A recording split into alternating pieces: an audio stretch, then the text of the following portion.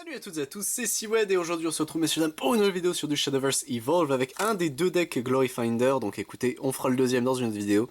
Le Lux Earth Legends ici de Shadowverse avec le nouveau leader Bale, Lux Earth Champion ici. Donc écoutez, perdons pas plus de temps. Au niveau des infos, on a du coup donc Lux Earth Legends, Glory Finder Starter Deck 1, Lux Earth Legends, Product, ils le disent beaucoup de fois Lux Earth Legends la vache, Product Content, du coup nous avons un deck préconstruit de 71 cartes, un leader, 3 evolution points, on a 10 jetons, un playmat, un rule sheet, un sheet du sheet. Non, on a du coup un carton de punch out counters et un defense counter. Donc écoutez, on a la full list si vous voulez ici bas, voilà, avec le QR code.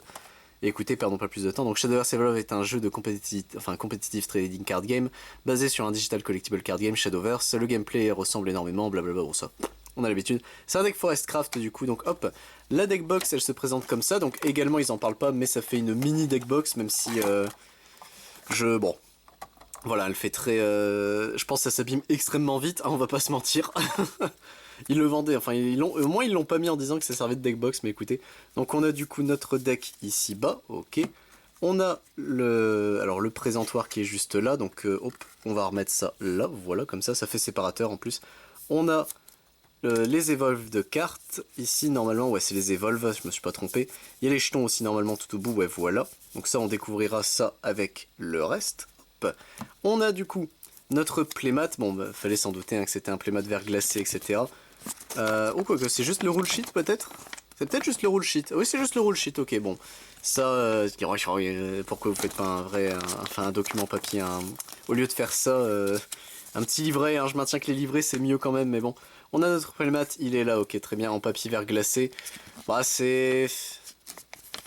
En soi ça te fait toujours un playmat pour débutants, mais ouais voilà, il est déjà en train de se déchirer là. C'est compliqué hein, ces machins là, donc c'est gentil, mais bon. Après, faire passer un vrai playmat dans une deckbox, ça aurait été impossible. Donc au moins ça s'est fait. On a du coup nos points de vie ici, hop, tac, voilà. Et le punch out counters qu'ils appelaient là, donc hop, le voici. Le voilà, on peut donc messieurs dames passer au plus important, c'est le deck. Alors si jamais ces decks là coûtent 25 balles, même si j'ai vu des sites les vendre 29,99, moi je les ai payés 25 balles pièce, qui est très cher, hein, on va pas se mentir, mais bon, Shadowverse c'est un TCG qui coûte cher quand c'est du produit scellé, dans le sens où, enfin, du produit garanti scellé. Les displays ça va, c'est du 75 balles pour 12 boosters, même si ça reviendrait du coup à 150 pour 24, ce qui est quand même très cher. Et au final il n'y a pas tant de cartes que ça dans les boosters en plus. Mais non, c'est le problème de Shadowverse Evolve, c'est que ça coûte très cher, hein, quoi qu'il arrive. Bale, Lux Earth Champion ici, tac. Nous avons Babs, Hornet Queen ici, la vache ça respire bien, pour 5, donc cette carte ne peut pas être jouée depuis la X-Area, très bien. Et elle crée des jetons Hornet Warrior ici, très bien, c'est une 5-5, ok. Yggdrasil, Root of Life pour 2, c'est une 2-2, elle évolue pour 1. Elle a le Ward, elle ne peut pas attaquer les ennemis, très bien. Et F en combo 3, elle donne plus 4 de def à notre leader et pioche 2, bah la vache. Omnis Prime Okami ici, très bien. Donc il s'évolve, il a le Storm. Si notre leader est un Forest Craft, on peut chercher un Beast Follower qui coûte 5 ou moins et l'invoquer. Oh, c'est bien, c'est plutôt bien. Lord of the Vajano marche ici, il est super stylé comme ça pour 9, 8-8. Il évolue pour 2, donc en plus le truc évolue très bien. F, renvoyer chaque enemy followers sur le terrain et enemy cards dans la X area à la main de leur propriétaire. Ok, c'est très con. Dès qu'il entre en jeu, il renvoie tout. Chronos, ici, très bien pour 10, c'est une 4-4. F, cette carte est jouée, prenez un autre tour après, ok. Et on bannit cette carte lorsqu'il touche le cimetière, très bien. Ancient Elf, ici, pour 2 c'est une 2-2, elle évolue pour 1. Ward, renvoyer une autre carte depuis le terrain à la main de son propriétaire, donner à ce follower +1/+1. Ok, pourquoi pas. Cosmo Feng, ici, pour 5 c'est une 4-4, elle est pour 1. Renvoyer un autre follower pour la faire évoluer, ok, très bien. Elle envoie, ok, elle paye pas de cost, si elle paye 1. C'est marrant, tiens. Cherchez votre deck pour un Beast Follower lorsqu'elle entre en jeu, révélez-la et ajoutez-la 1. Si c'est un coup de 2 ou moins, vous pouvez l'invoquer à la place. Ok, pourquoi pas. Spinaria, Keeper of Enigmas, je crois qu'elle on le connaissait. Forest Oracle, Pascal. Lucifer ici. Sylvia de Condemner ici. Mais là on passe au gold. Ok, et en termes de légendaire, il y a quand même beaucoup de trucs. Hein. Je comprends peut-être pourquoi ils ont estimé que ça coûtait cher le deck. Maas ici. Forest Archelon. Nature Consumed. Wish Wilder. Imperial Unicorn. Uriel. Meat Cleaver. Rhino Crouch ici.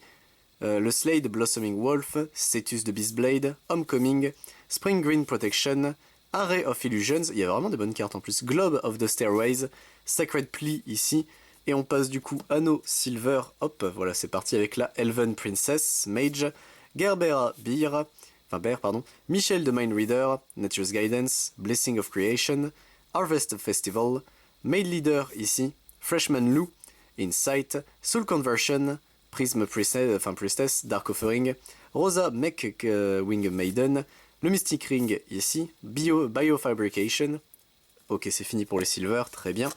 On passe du coup au Elf Bard ici, Tweedledum Tweedledee ici, Sterry Elf, Floral Breeze, Flower of Fairies, Elegance in Action ici très bien, Craig Wizard of Mysteria, Blazing Breath, Dragon's Nest, Allowed Dogma ici, ok donc il y a même des cartes qui sont pas, ok, c'est bizarre mais pourquoi pas.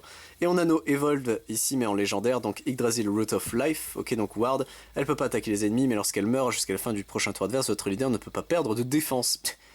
Ok.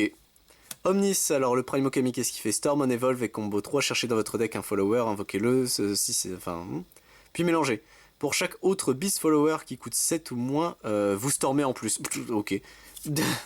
Lord of Vajano Marsh ici, donc Evolve, en Evolve, donnez à chaque ennemi leader -1 pour chaque carte dans la main de son contrôleur. Ah. Ok. Donc dans l'idée, tu le fais rentrer pour 9, tu renvoies absolument tout, tu le fais évoluer, et pour chaque truc, il va perdre 1 de... C'est très drôle, c'est très drôle. Et il a 10, ok. Ancient Elf ici, très bien. On a le Cosmofang ici, oh elle est très jolie cette Cosmofang comme ça, très bien. Le Lucifer, ma version Evolved, lui je me souvenais qu'il puait le style.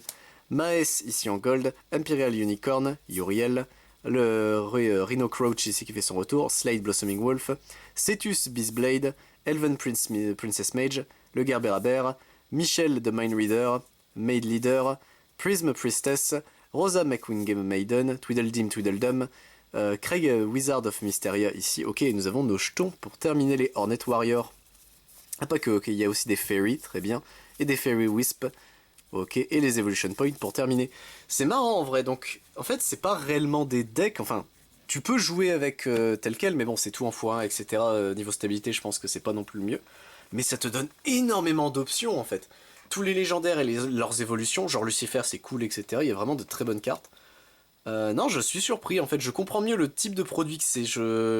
Alors je m'attendais pas du tout à ça, je vais pas mentir. Mais ok. Pourquoi pas? En vrai je dis pourquoi pas, ça peut être hyper intéressant comme façon de faire des decks. Donc j'ai hâte de voir du coup le deuxième deck qui est du Dragoncraft. Oui c'est du Dragoncraft.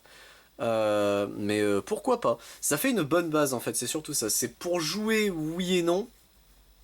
Peut-être apprendre vite fait les règles et encore les cartes coûtent cher, je trouve, elles sont dures à cast en soi. Quoique les bronzes et les silvers ça va encore. Mais ouais non, je suis agréablement surpris pour... je m'attendais pas du tout à ça comme type de... Du coup ils appellent ça des decks, mais c'est des ressources packs en fait. C'est vraiment... Maintenant t'as une grosse base de légendaires, de bronze, de gold, etc. T'as à toi de décider comment tu veux jouer. Bon, en plus ça te donne des indications de comment se joue Forestcraft. Non, c'est bien. C'est en vrai, je m'attends. Alors, j'allais gueuler en disant le prix, mais du coup, maintenant que je vois quel genre de produit c'est réellement, je me dis que c'est acceptable en réalité, je pense. T'as une bonne base de légendaire tout, donc non, je pense que c'est intéressant. Sur ce, messieurs dames, j'espère vous retrouver pour d'autres vidéos sur du Shadowverse Evolve, puisqu'il nous reste entre guillemets un autre deck, qu'on se découvrira du coup le lendemain de cette vidéo. Et sinon, bah, si ça vous intéresse, je ne fais pas que du Shadowverse Evolve, je fais également du Digimon, Dragon Ball Super, Final Fantasy, Lorcana, du Magic the Gathering, du One Piece, du Pokémon, du Yu-Gi-Oh!, du Yu-Gi-Oh! H2L, ainsi que du Bancul et du Vachen Sword. C'était Swed, messieurs dames. A plus tout le monde!